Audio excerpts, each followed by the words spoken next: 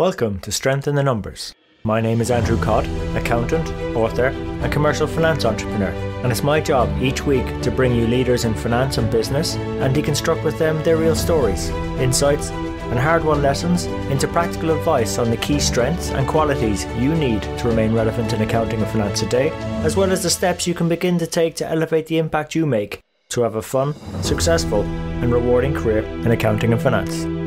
Now let's go over to the show. The penny dropping moment is that in order to ensure that your customer experience is top, then you need your employee experience to be top as well. Without the employees doing what they can do best, then you're never going to get that customer experience at the right level. Hi everyone, and welcome to this week's Strength in the Numbers show. Now you've just heard from this week's guest mentor, Jennifer Sturch. And Jennifer is the head of McDonald's Global Business Services Finance for the UK and Ireland. And together, Jennifer and I, we deconstruct a few things on today's show. The first one is actually her aha moment and how she really identified with the employee experience first, leading to better customer experience second as a byproduct of that, and very much a service focus that we can not only leverage in shared services environments, but also in the rest of finance too. Jennifer shares a very important and excellent piece of career advice, particularly around personal growth and its importance of separating our roles from identities, which is highly important in these days of process automation and the onset of artificial intelligence as well. So that's quite a key point we cover there. We also, because it's quite topical, we go into the COVID-19 coronavirus and discuss some of the impacts around that. And we also deconstruct the employee first approach, touching on topics like being agile, resilient, and use of technology to better communicate and understand customers too. So look, hope you really enjoyed this episode. If you did, you can check out the timestamp show notes, ways to connect with Jennifer, and other key quotes and resources at sitnshow.com. And don't forget to subscribe on all the major platforms, iTunes, Stitcher, SoundCloud, YouTube, and Spotify. And that's enough for me, so without further ado, over to Jennifer and the show.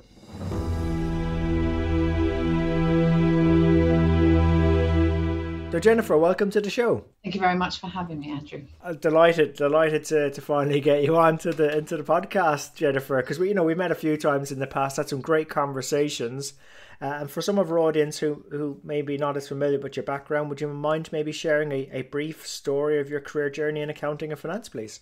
So myself, I think my love affair with finance and accounting, if you can call it that, did start just around that A-level choice. I've always been a little bit more creative and the arty side of the mathematical, but I had decent role models in my mother and father who were kind of connected to that realm. So I plumped for that in the fact that I didn't want to do architecture and 7 years studying. And through actually doing the degree, it was accounting and finance that I chose for. It really kind of more cemented my understanding and made me realise that management accountancy and that angle of its principles and methods was perhaps better fitted for me. At the same time, I kind of did summer jobs in engineering factories, and that really also gave me that practical example of what could be done. So I always knew I wanted to be part of a business and helping grow that. So when I was then looking after university for what jobs it was looking for trainee accountant schemes. Going through the application and searching through those, I found the McDonald's application was a bit quirky, a bit fun. This was back in the late 90s, so it was proper red and yellow stuff and clowns all over the place. It was a big brand, but not necessarily obvious and aspirational. But the most important thing actually was the fact it was short and easy to fill out. So I did that one, and versus those big pages of applications that Mars and Boots and Nestle were doing at the time.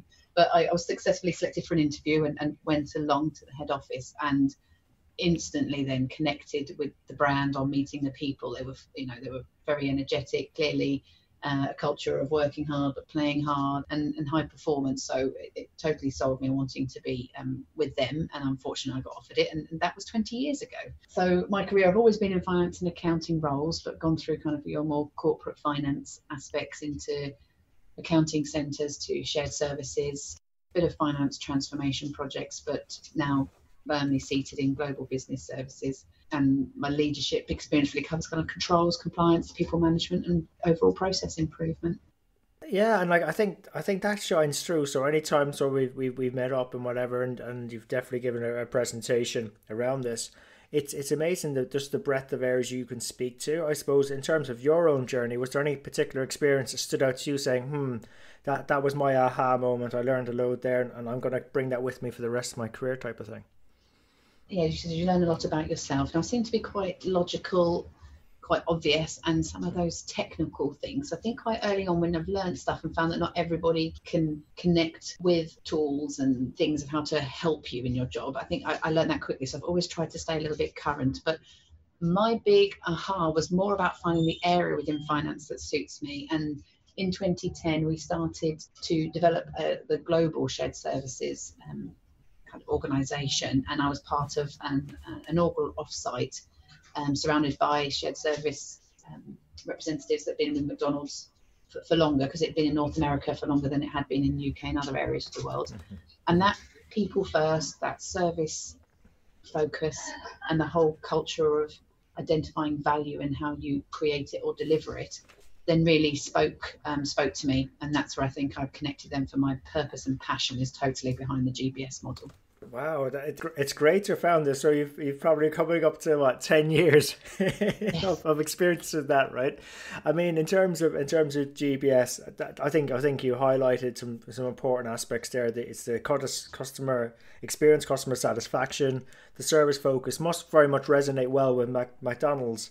Is that sort of by luck, or is that something at all, GBS or shared service functions need to be thinking about? I think it's what all functions need to be thinking about. I might be very fortunate that I'm in a business that understands customer experience. Having said that, it's still very challenging, I think, for the inverted commas back office functions to get that credibility for utilising customer obsessed approach, because people don't always think of the people that we're serving as customers, or they don't feel that we should be thinking in that way. So I think that even though I'm fortunate to be in that kind of more progressive type of industry, I think the challenges of an office-based evolving a culture towards customer experience as the key is still relevant and challenging. But I think, and for us, when we've been out and meeting other similar leaders, the experience, and I think the penny dropping moment is that in order to ensure that your customer experience is top, then you need your employee experience to be top as well. Without the employees doing what they can do best, then you're never going to get that customer experience at the right level. Just on that one, as you know, because I've shared the story with you, my cousin's been at McDonald's for a good period. I remember when he was 15 and he was going through the various star system that he had at the time, and he's not going to appreciate me for saying this, but I think he's been there probably for nearly 30 years now, and worked his way up to some fairly senior positions on the more operational side. But I suppose he seems to very much think that and benefit from putting the employee first and having that very much people focus. From a finance perspective, how does that sort of shine through in sort of some of the things that you've seen being done or you're doing that allows our employees to shine and therefore bring a better experience to the end customer? I would say, because it's all about the capability and skill. So we do refer to, I suppose, those core building blocks in the way that people should be performing, and that being around demonstrating true curiosity. One, to actually understand a problem and be able to delve in and solve for it, but also to continue to grow and learn themselves and always be thinking. We've talked about being agile, making sure that they can move with the business is really important.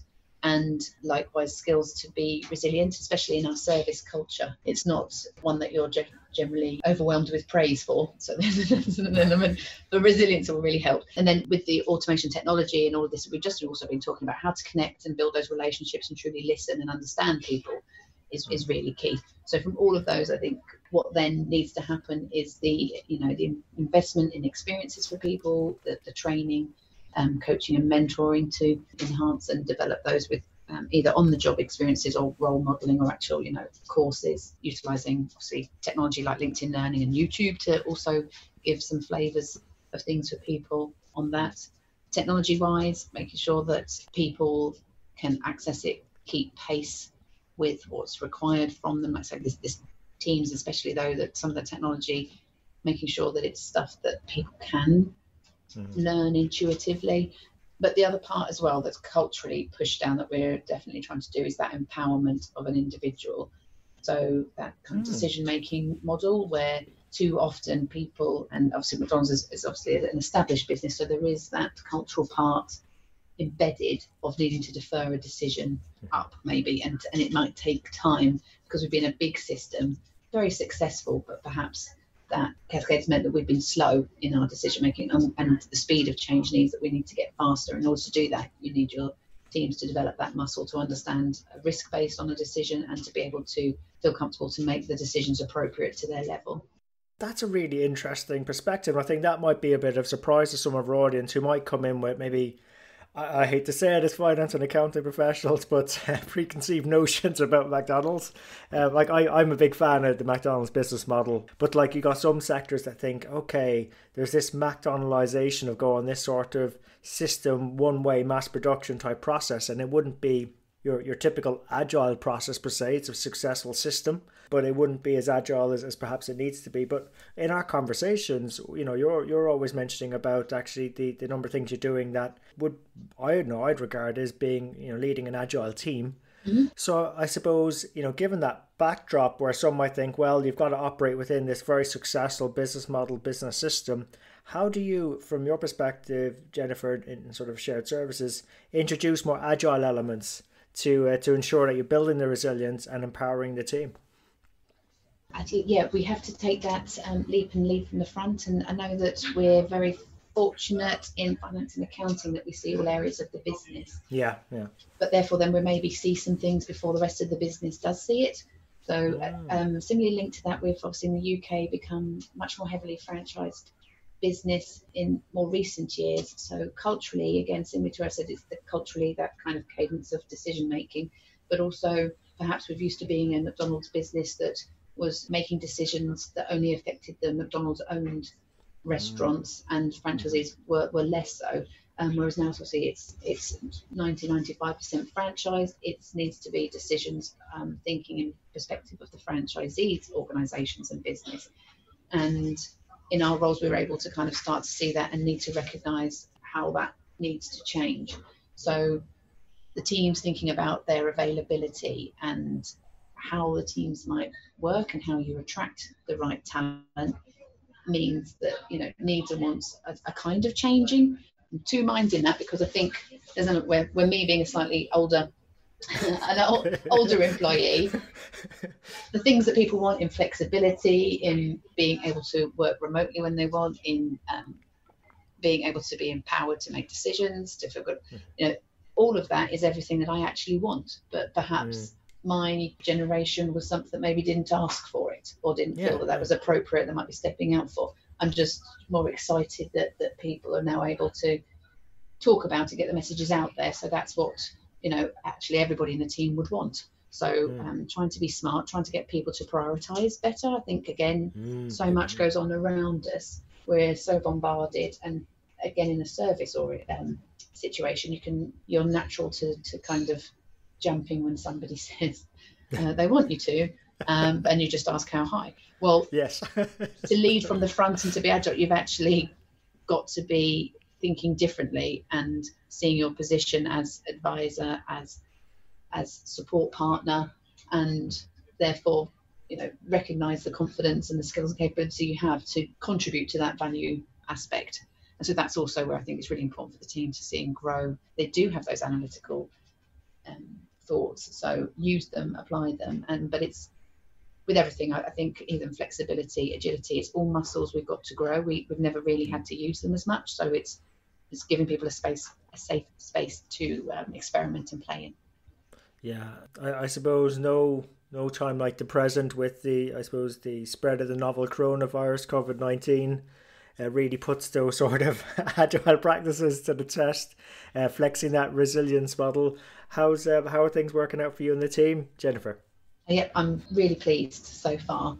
And I think you're right that this has forced us into doing it, but I'm hopeful then it kind of is proving the case that enables it to continue to be an option and a useful channel to help with resilience, agility, and the ways in which we work going forward. because perhaps it's made people that wouldn't otherwise want to experiment and try with this to do so. So like I say, it's quite an inclusive approach. There's only so much preparation you can do. There's only so much testing of the tools, risk management, business continuity planning. It's until you put it in practice, and you know, you're part of a massive organization, massive responsibilities. It's great to hear it's working well. You know, I suppose in terms of early learnings for audience, I mean, sort of what sort of things you sort of learning about you and the team that you thought, didn't know we could do that, or that's something that worked out pretty well. Sort of any sort of early insights you can share with us? Yeah, I'd say so. Definitely the fact that we'd already kind of tried to eradicate paper from the ways in which we worked before. That really, now you see that's an exceptional asset for us. Whereas I know other teams and other across our business haven't got that, and they're having to introduce that. The fact that we've done a couple of very small one-day tests meant, again, that people were comfortable with their setup. People have got internet. I know in some, because of us being very more transactional, there are other examples of teams where perhaps people have never needed to have internet or the strength of internet at home. And they're solving for that. So those, I think, is where I knew that, okay, some of those, it's great to have seen it. The parts and the watch out that I'm wanting to be seen, and I know that I've seen it across social channels as well, but many people that work in our department are used to being around large numbers of people, are seeking those social interactions, and maybe do use people as a bit of support. And so really being sure that people don't feel truly isolated, that we've got several different touch points that we keep in touch to keep their mental well-being, as well as obviously encouraging them to be physically fit, I think is a different part that normally when you talk about remote working, you don't think about that responsibility. Yeah, so that's I suppose the key thoughts within there. Yeah. The other aspect, the other aspect that I was thinking of that I don't know is perhaps more niche to COVID though, is when you do remote working, you know what work you've got to do, and you've got to do it differently. The part with this is it's actually transforming what the business priorities are. So it's two different. One, you've got to try and work, but actually the stuff that you're working on, is that really what we need to be working on, or are there new requirements that we need to be prioritising instead? Yeah, and I suppose it's just as you said earlier on, it's just finance does have that broader visibility that the rest of the business looks towards to help guide them, advise them on what to do. But also, I really appreciate calling out that mental aspect. I think that's something that you just don't really get a manual for how to deal with these situations. No. You sort of have to live through it and then develop the operating procedures a bit as you go. But that reaching out to fellow workers and team members in finance and in other parts of the business as well, just to keep ourselves sane, but also to exercise regularly, move, that sort of physical and mental health. It's very important these times. So thanks for calling those out. And I just mindful that you've given us loads of great advice, Jennifer, but what's been the best bit of advice you've ever received? There's a couple of bits. I don't know, if I was on earlier in my career, there was a point where I was fortunate on a scheme to be changing roles and kind of moving up, and got a bit into that habit of expecting that I was only good if I was getting that recognition from others in promoting. And I had a coach and a mentor who kind of, really made it clear about, think about what you want in life, what are your motivations, and think about breadth of experience, but also think about how when you're in your role, you could go deeper if that's kind of what you want. And I think that plays out to us at the beginning, where I really understand what I enjoy about the job I do now and how it really aligns to that. So that one really stood out, to actually deal with dissatisfactions and make them better. The other big bit that's, I suppose, much more recent actually, and it is one at the moment that's more primarily for women, but and this, the last event we were at, I talked about, there's a book, How Women Rise, that Marshall Goldsmith partnered with Sally Helgeson. I have no affiliations with this book, but it's a phenomenal book. That the part that Marshall Goldsmith wrote first was the book, I don't know if you've read it, What Got You Here Won't Get You There. Yeah. And it's been well recommended on the show. Yeah, definitely. Check that book out, definitely. So that one, exactly, really, truly. So I've read that one first, but what they've done is they recognise that some of those tips, traits, performance aspects were maybe much more linked to a typical male's experience. So what this other one, How Women Rise, is that book, but really focusing on some key bits for women. And that's phenomenal. So really calling out where some of my core biases, values, behaviours are actually, would restrict my ability to move forward, and actually opened up to how I should behave differently and what's within my power to change that. That's been really good, and I try and share that with everybody and everybody. Yeah, look, you just preempted my next question. So I normally ask you what resources would you recommend. That's an excellent recommendation, and I like how you tied it in with what got you here won't get you there type of thing. But for me, Jennifer, the most important advice, and you said it earlier on as well, I think that's what a lot of people struggle in finance, particularly when there's so much change at the moment, right? With technologies coming in, expectations going up, different demographics, different generations and so on. It's like people don't really understand what it is that they like or want from their career. So, you think about that in terms of what you like, what your strengths are, and you put two and two together. The role does not define us. It's understanding ourselves first, then finding the role that fits us more. And that opportunity has never ever been as great as it is now with all the tools and tech out there. And I'm just really delighted you called that out, and that's exactly why I brought you on the show. It's so important we talk about these things. No, exactly, and that links to what we're talking about, how for an end customer result, for value to the business, you can only do that if you're the best version of yourself. Yes. And knowing yourself and how you thrive and what areas you want to grow and develop in, will only help you to continue to be the best version, and therefore the best version for the company and their success. And I completely agree with everything you said. I was only agreeing with everything you were saying, Jennifer. So that's pretty good. Mutual celebration. Yeah, exactly. Go on. I'm trying a little party here. Yeah, exactly. Go. So look. If some of our audience wish to continue the conversation, Jennifer, where's the best place to connect with you at? Yep, definitely got a presence on LinkedIn. So I'll welcome any invitations through that, and also obviously. Based on the COVID aspects, and there's obviously lots of different events that maybe might have been planned that are now changing and evolving, but obviously that there are certain places that I'll be joining when they're rescheduled, and we'll hope to obviously connect with people there too. Awesome. Yeah, that's a great point, Jennifer. And what I'll do is I'll put your details on LinkedIn into the show notes. And I suppose as we're sort of coming to the end of our conversation, would you perhaps maybe have any parting thoughts for our audience? Well, I think most prevalent at the moment, just to be wishing everybody to keep safe, keep well, and be thinking of others as well at this time. Being kind. Everybody's got a lot on their plate, and so leading with that kindness, responsibility, and positive intent. I think there can't be enough of that in the world anyway. What a great sentiment and way to wrap up the show today. So Jennifer, thank you for coming on and being such a great guest on Strength in the Numbers show. Well, many thanks for having me, and I've really enjoyed that actually. So thank you very much. So there you have it.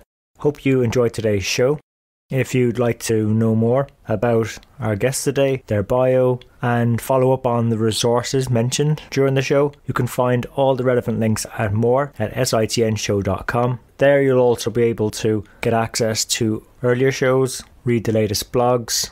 There's also an opportunity to subscribe to our newsletter, which will give you heads up as to when the next show is coming out, latest events, news, and anything that's going to be relevant to help you have a fun, rewarding and successful career in finance and accounting. And just before you go, we really appreciate your feedback. If there's something we can do better on the show, something that's not working, or something you'd like to see, even a guest you'd like for us to invite onto the show, someone who you think might be able to benefit you more and also the rest of our community, please let me know. You can email me. I'm at andrew@sitnshow.com, or feel free to connect with me on LinkedIn. Just drop me a message so I know how you found me and we can connect.